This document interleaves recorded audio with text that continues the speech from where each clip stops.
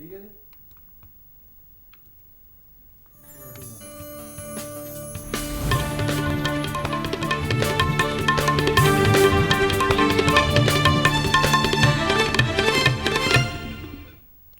नमस्कार खबरों के इस बुलेटिन 'ਚ ਤੁਹਾਡਾ ਸਵਾਗਤ ਹੈ। ਮੈਂ ਹਾਂ ਗੀਤਾ ਸਕਸੈਨਾ। ਪਹਿਲਾਂ ਪੇਸ਼ ਨੇ 94 ਖਬਰਾਂ। ਸ਼ਹਿਰੀ ਹਵਾਬਾਜ਼ੀ ਬਾਰੇ ਕੇਂਦਰੀ ਮੰਤਰੀ ਹਰਦੀਪ ਸਿੰਘ ਪੁਰੀ ਨੇ ਕਿਹਾ ਹੈ ਕਿ ਭਾਰਤ ਅਗਸਤ ਤੋਂ ਪਹਿਲਾਂ ਕੌਮਾਂਤਰੀ ਹਵਾਈ ਉਡਾਨਾਂ ਨੂੰ ਮੁੜ ਸ਼ੁਰੂ ਕਰਨ ਦੀ ਕੋਸ਼ਿਸ਼ ਕਰੇਗਾ। 25 ਮਈ ਤੋਂ ਸ਼ੁਰੂ ਹੋਣ ਵਾਲੀਆਂ ਘਰੇਲੂ ਹਵਾਈ ਉਡਾਨਾਂ ਲਈ ਟਿਕਟਾਂ ਦੀ ਬੁਕਿੰਗ ਸ਼ੁਰੂ। ਚੰਡੀਗੜ੍ਹ ਹਵਾਈ ਅੱਡੇ ਤੋਂ ਘਰੇਲੂ ਉਡਾਨਾਂ ਸ਼ੁਰੂ ਹੋਣ ਤੋਂ ਪਹਿਲਾਂ ਕੇਂਦਰ ਸਰਕਾਰ ਦੇ ਦਿਸ਼ਾ ਨਿਰਦੇਸ਼ਾਂ ਅਨੁਸਾਰ ਤਿਆਰੀਆਂ ਮੁਕੰਮਲ।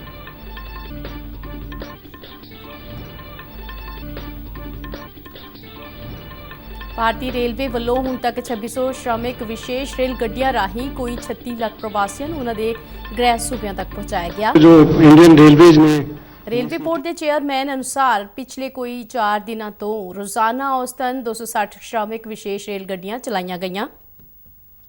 ਦੇਸ਼ ਭਰ 'ਚ ਰੇਲ ਟਿਕਟਾਂ ਦੀ ਬੁਕਿੰਗ ਲਈ 1000 ਟਿਕਟ ਕਾਊਂਟਰ ਖੋਲ੍ਹੇ ਗਏ। ਸਨਅਤਾਂ ਬਾਰੇ ਕੇਂਦਰੀ ਰਾਜ ਮੰਤਰੀ ਸੋਮ ਪ੍ਰਕਾਸ਼ ਅਨੁਸਾਰ ਸਰਕਾਰ ਇਸ ਵੇਲੇ ਚੀਨ ਵਿੱਚ ਬੰਦ ਹੋਈਆਂ ਸਨਅਤਾਂ ਦੇ ਭਾਰਤ ਵਿੱਚ ਪ੍ਰਵੇਸ਼ ਦੀਆਂ ਕੋਸ਼ਿਸ਼ਾਂ ਕਰ ਰਹੀ ਹੈ। ਭਾਰਤੀ ਮੈਡੀਕਲ ਖੋਜ ਕੌਂਸਲ ICMR ਨੇ ਮਲੇਰੀਆ ਦੇ ਇਲਾਜ ਲਈ ਵਰਤੀ ਜਾਂਦੀ ਹਾਈਡਰੋਕਸੀ ਕਲੋਰੀਕੁਇਨ ਦਵਾਈ ਦੀ ਵਰਤੋਂ ਸੰਬੰਧੀ ਨਵੀਂ ਐਡਵਾਈਜ਼ਰੀ ਜਾਰੀ ਕੀਤੀ।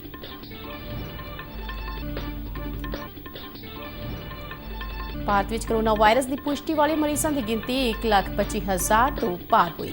ਪੰਜਾਬ ਵਿੱਚ ਇਸ ਵੇਲੇ ਐਕਟਿਵ ਕੋਰੋਨਾ ਮਰੀਜ਼ਾਂ ਦੀ ਸੰਖਿਆ 136 ਹੋਈ। ਸੂਬੇ ਦੇ ਫਿਰੋਜ਼ਪੁਰ, ਮੋਗਾ, ਸੰਗਰੂਰ, ਰੋਪੜ, ਫਤਿਹਗੜ੍ਹ ਸਾਹਿਬ ਅਤੇ SAS ਨਗਰ ਮੋਹਾਲੀ ਹੋਏ ਕੋਰੋਨਾ ਮੁਕਤ। ਕੌਮਾਂਤਰੀ ਕ੍ਰਿਕਟ ਕੌਂਸਲ ਨੇ ਅੰਤਰਰਾਸ਼ਟਰੀ ਕ੍ਰਿਕਟ ਮੁੜ ਸ਼ੁਰੂ ਕਰਨ ਸੰਬੰਧੀ ਵਿਆਪਕ ਦਿਸ਼ਾ ਨਿਰਦੇਸ਼ ਜਾਰੀ ਕੀਤੇ। ਤੇ ਹੁਣ ਖਬਰਾਂ ਵਿਸਥਾਰ ਨਾਲ। ਕੇਂਦਰੀ ਸ਼ਹਿਰੀ ਹਵਾਬਾਜ਼ੀ ਮੰਤਰੀ ਹਰਦੀਪ ਸਿੰਘ ਪੁਰੀ ਨੇ ਕਿਹਾ ਕਿ ਭਾਰਤ ਅਗਸਤ ਮਹੀਨੇ ਤੋਂ ਪਹਿਲਾਂ ਕਾਫੀ ਹੱਦ ਤੱਕ ਕੌਮਾਂਤਰੀ ਉਡਾਨਾਂ ਨੂੰ ਮੁੜ ਸ਼ੁਰੂ ਕਰਨ ਦੀ ਕੋਸ਼ਿਸ਼ ਕਰੇਗਾ। ਹਰਦੀਪ ਸਿੰਘ ਪੁਰੀ ਦਾ ਇਹ ਬਿਆਨ 25 ਮਈ ਸੋਮਵਾਰ ਤੋਂ ਦੇਸ਼ ਦੇ ਵਿੱਚ ਅੰਸ਼ਿਕ ਤੌਰ ਤੇ ਘਰੇਲੂ ਉਡਾਨਾਂ ਸ਼ੁਰੂ ਕਰਨ ਦੇ ਐਲਾਨ ਤੋਂ ਬਾਅਦ ਆਇਆ ਹੈ।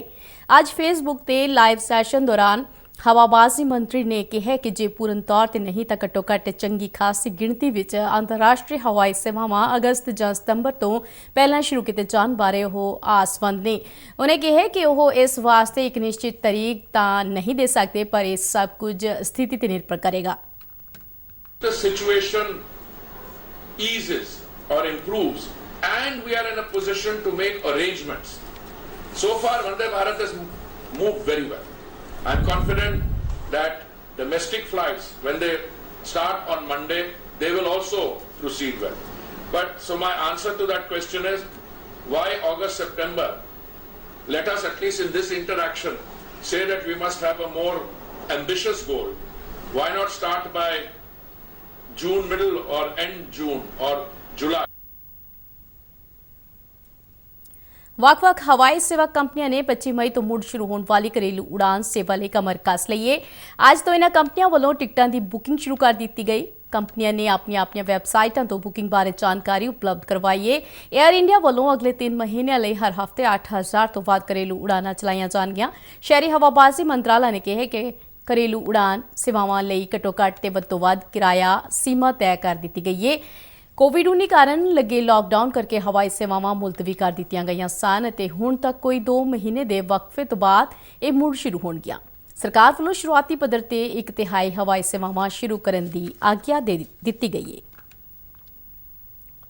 ਦੇਸ਼ ਦੇ ਬਾਕੀ ਕਈ ਹਵਾਈ ਅੱਡਿਆਂ ਵਾਂਗ ਮੋਹਾਲੀ ਕੌਮਾਂਤਰੀ ਹਵਾਈ ਅੱਡੇ ਤੋਂ ਵੀ ਆਉਂਦੇ ਸੋਮਵਾਰ ਤੋਂ ਘਰੇਲੂ ਉਡਾਨਾਂ ਸ਼ੁਰੂ ਹੋਣਗੀਆਂ, ਜਿਸ ਵਾਸਤੇ ਮੁਕੰਮਲ ਤਿਆਰੀਆਂ ਕੀਤੀਆਂ ਗਈਆਂ ਨੇ। ਭਾਰਤ ਸਰਕਾਰ ਵੱਲੋਂ ਘਰੇਲੂ ਉਡਾਨਾਂ ਸ਼ੁਰੂ ਕਰਨ ਸੰਬੰਧੀ ਜਾਰੀ ਦਿਸ਼ਾ ਨਿਰਦੇਸ਼ਾਂ ਅਨੁਸਾਰ ਸਾਰੇ ਕਦਮ ਚੁੱਕੇ ਜਾ ਰਹੇ ਨੇ। ਭਾਵੇਂ ਇਸ ਹਵਾਈ ਅੱਡੇ ਤੇ ਪਹਿਲੋਂ ਹੀ ਵੰਦੇ ਭਾਰਤ ਮਿਸ਼ਨ ਤਹਿਤ ਕੌਮਾਂਤਰੀ ਹਵਾਈ ਉਡਾਨਾਂ ਰਾਹੀਂ ਮੁਸਾਫਿਰ ਦਾ ਪਹੁੰਚਣਾ ਸ਼ੁਰੂ ਹੋ ਗਿਆ ਹੈ, ਪਰ ਘਰੇਲੂ ਉਡਾਨਾਂ ਸ਼ੁਰੂ ਹੋਣ ਦੇ ਨਾਲ ਇੱਥੇ ਰੌਣਕ ਹੋਰ ਵੱਧ ਜਾਵੇਗੀ। ਲੋਕਾਂ ਦੀ ਆਵਾਜਾਈ ਵਿੱਚ ਸੰਭਾਵਿਤ ਵਾਧੇ ਦੇ ਮੱਦੇਨਜ਼ਰ ਹਵਾਈ ਅੱਡਾ ਪ੍ਰਸ਼ਾਸਨ ਵੱਲੋਂ ਵੱਡੇ ਪੱਧਰ ਤੇ ਕਦਮ ਚੁੱਕੇ ਗਏ ਨੇ। ਏਅਰਪੋਰਟ ਦੇ CEO ਅਜੇ ਕੁਮਾਰ ਨੇ ਦੱਸਿਆ ਕਿ ਸ਼ੁਰੂਆਤੀ ਤੌਰ ਤੇ ਕੁੱਲ 65 ਘਰੇਲੂ ਉਡਾਨਾਂ ਚੋਂ 1/3 ਉਡਾਨਾਂ ਹੀ ਸ਼ੁਰੂ ਕੀਤੀਆਂ ਜਾਣਗੀਆਂ। ਇਹਨਾਂ ਵਿੱਚ ਬੈਂਗਲੁਰੂ, ਮੁੰਬਈ, ਅਹਿਮਦਾਬਾਦ ਅਤੇ ਦਿੱਲੀ ਲਈ ਪਹਿਲਾਂ ਹੀ ਪ੍ਰਵਾਨਿਤ ਉਡਾਨਾਂ ਤੋਂ ਇਲਾਵਾ ਸ਼੍ਰੀਨਗਰ, ਲੇਹ ਅਤੇ ਧਰਮਸ਼ਾਲਾ ਸਮੇਤ ਕੁਝ ਹੋਰ ਉਡਾਨਾਂ ਵੀ ਸ਼ੁਰੂ ਕੀਤੀਆਂ ਜਾ ਸਕਦੀਆਂ ਨੇ। ਉਹਨਾਂ ਕਿਹਾ ਕਿ ਸ਼ੁਰੂਆਤ ਵਿੱਚ ਵਧੇਰੇ ਮੁਸਾਫਿਰ ਆ ਸਕਦੇ ਨੇ ਕਿਉਂਕਿ ਦੇਸ਼ ਦੇ ਵੱਖ-ਵੱਖ ਹਿੱਸਿਆਂ ਵਿੱਚ ਕਈ ਥਾਈਂ ਲੋਕ ਲਾਕਡਾਊਨ ਕਾਰਨ ਫਸੇ ਹੋਏ ਨੇ। ਕੁਝ ਦਿਨਾਂ ਤੋਂ ਬਾਅਦ ਘਰੇਲੂ ਉਡਾਨਾਂ ਵਿੱਚ ਮੁਸਾਫਿਰਾਂ ਦੀ ਗਿਣਤੀ ਵਿੱਚ ਕਮੀ ਆ ਸਕਦੀ ਹੈ। ਅਜੇ ਕੁਮਾਰ ਨੇ ਦੱਸਿਆ ਕਿ ਸਰਕਾਰ ਦੇ ਦਿਸ਼ਾ ਨਿਰਦੇਸ਼ਾਂ ਤੇ ਸੁਰੱਖਿਆ ਨਿਯਮਾਂ ਦੇ ਮੱਦੇਨਜ਼ਰ ਸਾਰੇ ਹਵਾਈ ਅੱਡੇ ਨੂੰ ਸਮੇਂ-ਸਮੇਂ ਤੇ ਸੈਨੀਟਾਈਜ਼ ਕੀਤਾ ਜਾ ਰਿਹਾ ਹੈ। ਹਵਾਈ ਜਹਾਜ਼ਾਂ ਨੂੰ ਮੁਸਾਫਿਰਾਂ ਦੇ ਜਹਾਜ਼ ਤੇ ਚੜ੍ਹਨ ਤੋਂ ਪਹਿਲਾਂ ਅਤੇ ਇੱਥੇ ਆਉਣ ਵਾਲੀਆਂ ਉਡਾਨਾਂ 'ਚੋਂ ਮੁਸਾਫਿਰਾਂ ਦੇ ਉਤਰਨ ਤੋਂ ਬਾਅਦ ਹਵਾਈ ਜਹਾਜ਼ਾਂ ਨੂੰ ਪੂਰੀ ਤਰ੍ਹਾਂ ਸੈਨੀਟਾਈਜ਼ ਕੀਤਾ ਜਾਂਦਾ ਹੈ। ਇਸ ਤੋਂ ਇਲਾਵਾ ਮੋਹਾਲੀ ਦੇ ਸਿਹਤ ਵਿਭਾਗ ਦੀ ਟੀਮ ਵੱਲੋਂ ਇੱਥੇ ਆਉਣ ਅਤੇ ਜਾਣ ਵਾਲੇ ਮੁਸਾਫਿਰਾਂ ਦੀ ਸਿਹਤ ਦੀ ਜਾਂਚ ਕੀਤੀ ਜਾਵੇਗੀ। CEO ਨੇ ਦੱਸਿਆ ਕਿ ਟਿਕਟਾਂ ਦੀ ਬੁਕਿੰਗ ਸਿਰਫ ਇੰਟਰਨੈਟ ਤੇ ਹੀ ਹੋਵੇਗੀ ਅਤੇ ਹਵਾਈ ਅੱਡੇ ਦੇ ਕੋਈ ਕਾਊਂਟਰ ਬੁਕਿੰਗ ਜਾਂ ਇਸ ਤਰ੍ਹਾਂ ਦਾ ਹੋਰ ਅਮਲ ਨਹੀਂ ਹੋਵੇਗਾ। ਮੁਸਾਫਿਰਾਂ ਦਾ ਬੈਗੇਜ ਦਾਖਲਾ ਗੇਟ ਤੇ ਹੀ ਲੈ ਲਿਆ ਜਾਵੇਗਾ ਅਤੇ ਹਰ ਤਰ੍ਹਾਂ ਦੀਆਂ ਟਿਕਟਾਂ ਬਾਰੇ ਜਾਣਕਾਰੀ ਮੋਬਾਈਲ, ਈਮੇਲ ਅਤੇ SMS ਸੇਵਾਵਾਂ ਰਾਹੀਂ ਦਿੱਤੀ ਜਾਵੇਗੀ। ਉਹਨਾਂ ਦੱਸਿਆ ਕਿ ਮੁਸਾਫਿਰਾਂ ਨੂੰ ਉਡਾਨ ਦੇ ਨਿਰਧਾਰਿਤ ਸਮੇਂ ਤੋਂ 4 ਘੰਟੇ ਪਹਿਲਾਂ 에ਅਰਪੋਰਟ ਤੇ ਆਉਣਾ ਹੋਵੇਗਾ ਤੇ ਉਡਾਨ ਸ਼ੁਰੂ ਹੋਣ ਤੋਂ 2 घंटे ਪਹਿਲਾਂ ਮੁਸਾਫਿਰਾਂ ਦਾ ਚੈੱਕ ਇਨ ਹੋਵੇਗਾ।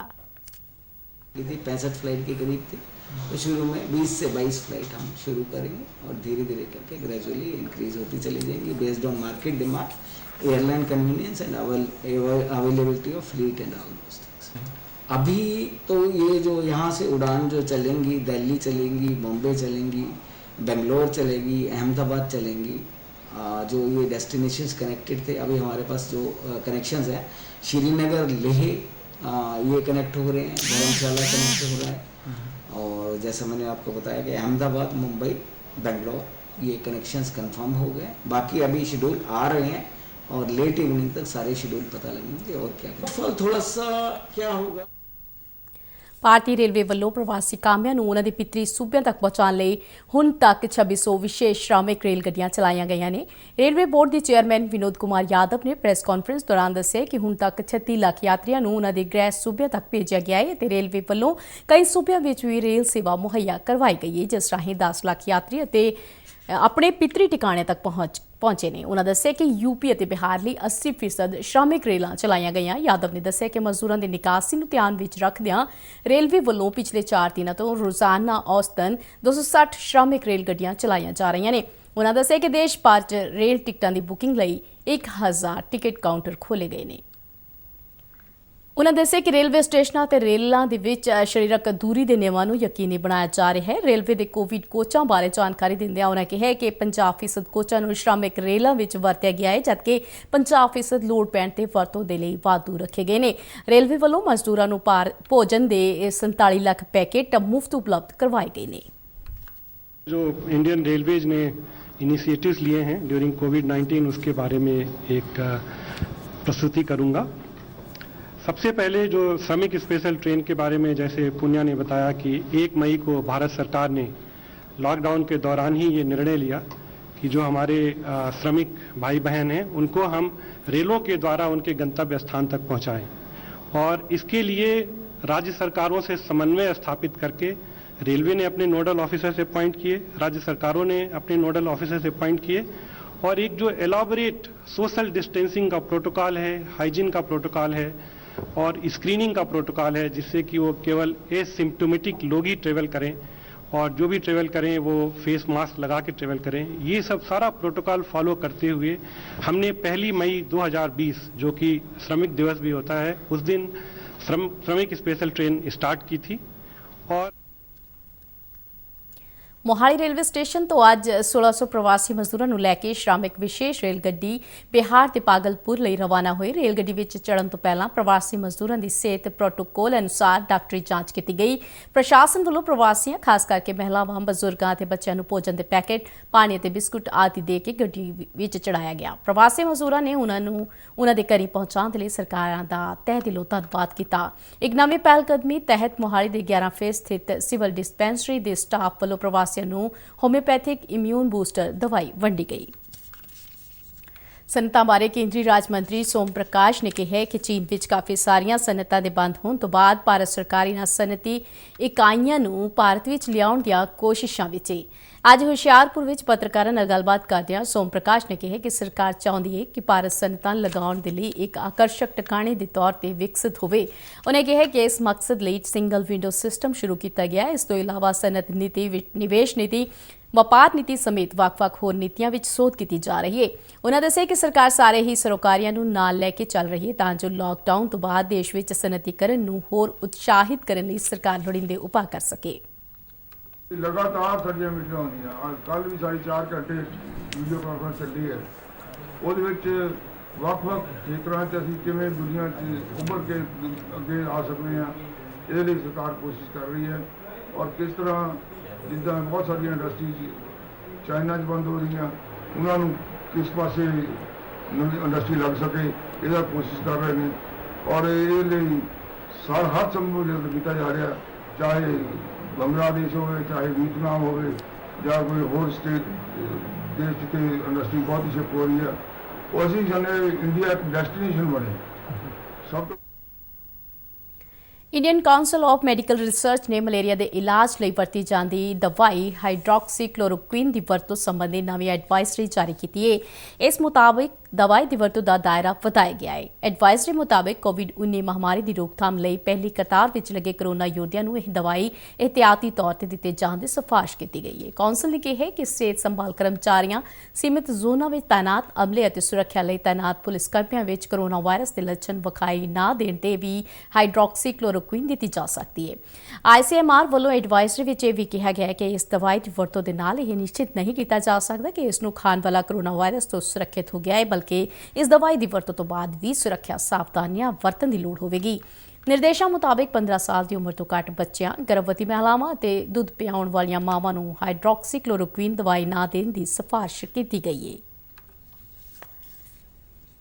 ਦੇਸ਼ ਵਿੱਚ ਕੋਰੋਨਾ ਵਾਇਰਸ ਦੀ ਪੁਸ਼ਟੀ ਵਾਲੇ ਮਾਮਲਿਆਂ ਵਿੱਚ ਤੇਜ਼ ਵਾਧਾ ਲਗਾਤਾਰ ਜਾਰੀ ਹੈ। ਪਿਛਲੇ 24 ਘੰਟਿਆਂ ਦੌਰਾਨ ਦੇਸ਼ ਦੇ ਵਿੱਚ 6,654 ਨਵੇਂ ਮਾਮਲੇ ਦਰਜ ਹੋਏ, ਜਿਸ ਨਾਲ ਹੁਣ ਦੇਸ਼ ਭਰ ਦੇ ਵਿੱਚ ਕੋਵਿਡ-19 ਦੀ ਪੁਸ਼ਟੀ ਵਾਲੇ ਮਰੀਜ਼ਾਂ ਦੀ ਗਿਣਤੀ 1,25,000 ਤੋਂ ਟੱਪ ਗਈ ਹੈ।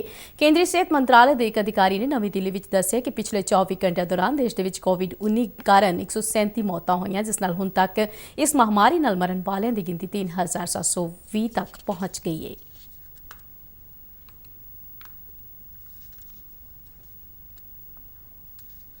ਮਹਾਰਾਸ਼ਟਰ ਸੂਬਾ ਕੋਰੋਨਾ ਵਾਇਰਸ ਨਾਲ ਸਭ ਤੋਂ ਵੱਧ ਪ੍ਰਭਾਵਿਤ ਹੈ, ਜਿੱਥੇ ਹੁਣ ਤੱਕ ਕੋਰੋਨਾ ਵਾਇਰਸ ਦੇ 44,582 ਮਾਮਲੇ ਸਾਹਮਣੇ ਆਏ ਅਤੇ ਹੁਣ ਤੱਕ 1,517 ਵਿਅਕਤੀਆਂ ਦੀ ਮੌਤ ਹੋਈ। ਇਸ ਤੋਂ ਇਲਾਵਾ ਤਾਮਿਲਨਾਡੂ, ਗੁਜਰਾਤ, ਦਿੱਲੀ, ਰਾਜਸਥਾਨ, ਮੱਧ ਪ੍ਰਦੇਸ਼ ਅਤੇ ਉੱਤਰ ਪ੍ਰਦੇਸ਼ ਵੀ ਕੋਰੋਨਾ ਵਾਇਰਸ ਨਾਲ ਕਾਫੀ ਜ਼ਿਆਦਾ ਪ੍ਰਭਾਵਿਤ ਨੇ। ਇਧਰ ਪੰਜਾਬ ਵਿੱਚ ਹੁਣ ਤੱਕ ਕੋਵਿਡ-19 ਦੀ ਪੁਸ਼ਟੀ ਵਾਲੇ 2,045 ਮਾਮਲੇ ਸਾਹਮਣੇ ਆਏ, ਪਰ ਚੰਗੀ ਗੱਲ ਇਹ ਹੈ ਕਿ ਇਹਨਾਂ ਚੋਂ 1,870 ਮਰੀਜ਼ ਸਿਹਤਯਾਬ ਹੋ ਕੇ ਆਪਣੇ ਘਰ ਪਰਤ ਚੁੱਕੇ ਨੇ ਤੇ ਹੁਣ ਸੂਬੇ ਦੇ ਵਿੱਚ ਕੋਰੋਨਾ ਵਾਇਰਸ ਦੇ ਸਿਰਫ 136 ਐਕਟਿਵ ਮਰੀਜ਼ ਮੌਜੂਦ ਨੇ। ਸੂਬੇ ਦੇ 6 ਜ਼ਿਲ੍ਹੇ ਫਿਰੋਜ਼ਪੁਰ, ਮੋਗਾ, ਸੰਗਰੂਰ, ਰੋਪੜ, ਫਤਿਹਗੜ੍ਹ ਸਾਹਿਬ ਅਤੇ SS ਨਗਰ, ਮੋਹਾਲੀ ਇਸ ਵੇਲੇ ਕੋਰੋਨਾ ਮੁਕਤ ਨੇ, ਜਦਕਿ ਕਈ ਜ਼ਿਲ੍ਹੇ ਅਜਿਹੇ ਵੀ ਨੇ ਜਿੱਥੇ ਕੋਰੋਨਾ ਵਾਇਰਸ ਦੇ ਇੱਕਾ-ਦੁੱਕਾ ਐਕਟਿਵ ਮਾਮਲੇ ਨੇ। ਪੰਜਾਬ ਵਿੱਚ ਹੁਣ ਤੱਕ ਕੋਰੋਨਾ ਵਾਇਰਸ ਨਾਲ 39 ਮੌਤਾਂ ਹੋਈਆਂ। ਪੰਜਾਬ ਸੀਟੂ ਦੇ ਜਨਰਲ ਸਕੱਤਰ ਰਘੁਨਾਥ ਸਿੰਘ ਨੇ ਕੋਵਿਡ-19 ਕਾਰਨ ਲਾਕਡਾਊਨ ਦੀ ਮਾਰ ਚੱਲ ਰਹੇ ਮਜ਼ਦੂਰਾਂ ਦੀ ਬੇਹੱਦ ਤਰਸਯੋਗ ਹਾਲਤ ਤੇ ਚਿੰਤਾ ਪ੍ਰਗਟ ਕਰਦਿਆਂ ਪੰਜਾਬ ਸਰਕਾਰ ਤੋਂ ਮੰਗ ਕੀਤੀ ਕਿ ਮਜ਼ਦੂਰਾਂ ਦੀਆਂ ਮੁਸੀਬਤਾਂ ਦੇ ਮੱਦੇਨਜ਼ਰ ਉਹਨਾਂ ਨੂੰ ਲਾਕਡਾਊਨ ਸਮੇਂ ਦੀਆਂ ਪੂਰੀਆਂ ਉਜਰਤਾਂ ਅਦਾ ਕਰਵਾਈਆਂ ਜਾਣ। ਉਹਨਾਂ ਸਰਕਾਰ ਤੋਂ ਮਜ਼ਦੂਰਾਂ ਨੂੰ ਬਿਨਾਂ ਸ਼ਰਤ ਰਾਸ਼ਨ ਅਤੇ ਹੋਰ ਜ਼ਰੂਰੀ ਵਸਤਾਂ ਅਤੇ ਸੇਵਾਵਾਂ ਯਕੀਨੀ ਬਣਾਉਣ ਦੀ ਮੰਗ ਕੀਤੀ। ਲੁਧਿਆਣਾ ਵਿੱਚ ਅੱਜ ਪ੍ਰਵਾਸੀ ਮਜ਼ਦੂਰਾਂ ਦੇ ਇਕੱਠ ਨੂੰ ਸੰਬੋਧਨ ਕਰਦਿਆਂ ਉਹਨਾਂ ਕਿਹਾ ਕਿ ਆਪਣੇ ਘਰਾਂ ਨੂੰ ਜਾਣ ਦੇ ਇੱਛੁਕ ਮਜ਼ਦੂਰਾਂ ਲਈ ਰੇਲ ਅਤੇ ਬੱਸ ਸੇਵਾ ਦਾ ਮੁਫਤ ਅਤੇ ਉਚਿਤ ਪ੍ਰਬੰਧ ਕੀਤਾ ਜਾਣਾ ਚਾਹੀਦਾ ਹੈ। ਸੀਟੂ ਵੱਲੋਂ ਪੰਜਾਬ ਦੇ ਮਜ਼ਦੂਰਾਂ ਦੇ DA ਸੰਬੰਧੀ 1 ਮਈ ਨੂੰ ਜਾਰੀ ਕੀਤਾ ਗਿਆ ਨੋਟੀਫਿਕੇਸ਼ਨ ਤੁਰੰਤ ਲਾਗੂ ਕਰਨ ਦੀ ਮੰਗ ਵੀ ਕੀਤੀ ਗਈ ਹੈ। ਕੌਮਾਂਤਰੀ ਕ੍ਰਿਕਟ ਕੌਂਸਲ ਨੇ ਅੰਤਰਰਾਸ਼ਟਰੀ ਕ੍ਰਿਕਟ ਨੂੰ ਮੁੜ ਸ਼ੁਰੂ ਕਰਨ ਸੰਬੰਧੀ ਵਿਆਪਕ ਦਿਸ਼ਾ ਨਿਰਦੇਸ਼ ਜਾਰੀ ਕੀਤੇ ਨੇ। ICC ਵੱਲੋਂ ਜਾਰੀ ਨਿਰਦੇਸ਼ਾਂ ਦੇ ਵਿੱਚ ਸੁਰੱਖਿਆ ਪ੍ਰੋਟੋਕੋਲ ਅਤੇ ਕੋਵਿਡ ਨਿਯਮਾਂ ਨੂੰ ਧਿਆਨ ਵਿੱਚ ਰੱਖਿਆ ਗਿਆ ਹੈ। ਕੌਂਸਲ ਮੁਤਾਬਕ ਕੌਮਾਂਤਰੀ ਕ੍ਰਿਕਟ ਮੈਚਾਂ ਤੋਂ ਪਹਿਲਾਂ 14 ਦਿਨ ਦੇ ਆਈਸੋਲੇਸ਼ਨ ਸਿਖਲਾਈ ਕੈਂਪ ਲਗਾਏ ਜਾਣਗੇ, ਜਿਸ ਲਈ ਚੀਫ ਮੈਡੀਕਲ ਅਫਸਰਾਂ ਨੂੰ ਤਾਇਨਾਤ ਕਰਨ ਦੀ ਸਿਫਾਰਿਸ਼ ਕੀਤੀ ਗਈ ਹੈ। ਉਹਨੇ ਕਿਹਾ ਕਿ ਚੀਫ ਮੈਡੀਕਲ ਅਫਸਰ ਜਾਂ ਬਾਇਓ ਸੇਫਟੀ ਅਧਿਕਾਰੀ ਸਿਖਲਾਈ ਅਤੇ ਮੈਚ ਦੌਰਾਨ ਸਰਕਾਰ ਦੇ ਨਿਯਮਾਂ ਨੂੰ ਲਾਗੂ ਕਰਵਾਉਣ ਦੇ ਜ਼ਿੰਮੇਵਾਰ ਹੋਣਗੇ। ਇਸ ਤੋਂ ਇਲਾਵਾ ICC ਨੇ ਕੌਮਾਂਤਰੀ ਮੈਚਾਂ ਤੇ ਸਿਖਲਾਈ ਜੁਲਾਈ ਦੌਰਾਨ ਢੁਕਵੀਂ ਟੈਸਟਿੰਗ ਪ੍ਰਕਿਰਿਆ ਨੂੰ ਵੀ ਲਾਗੂ ਕੀਤੇ ਜਾਣ ਦੀ ਗੱਲ ਆਖੀ ਹੈ। ਆਲਮੀ ਪੱਧਰ ਤੇ ਕੋਵਿਡ-19 ਮਹਾਮਾਰੀ ਦੀ ਸਥਿਤੀ ਦੇ ਜਾਇਜ਼ੇ ਮਗਰੋਂ ਹੀ ICC ਵੱਲੋਂ ਕੌਮਾਂਤਰੀ ਕ੍ਰਿਕਟ ਨੂੰ ਮੁੜ ਆਰੰਭਣ ਦਾ ਫੈਸਲਾ ਕੀਤਾ ਜਾਵੇਗਾ। ਇਸ ਦੇ ਨਾਲ ਹੀ ਖਬਰਾਂ ਦਾ ਇਹ ਬੁਲੇਟਿਨ ਖਤਮ ਹੁੰਦਾ ਹੈ। ਇਜਾਜ਼ਤ ਦਿਓ। ਨਮਸਕਾਰ।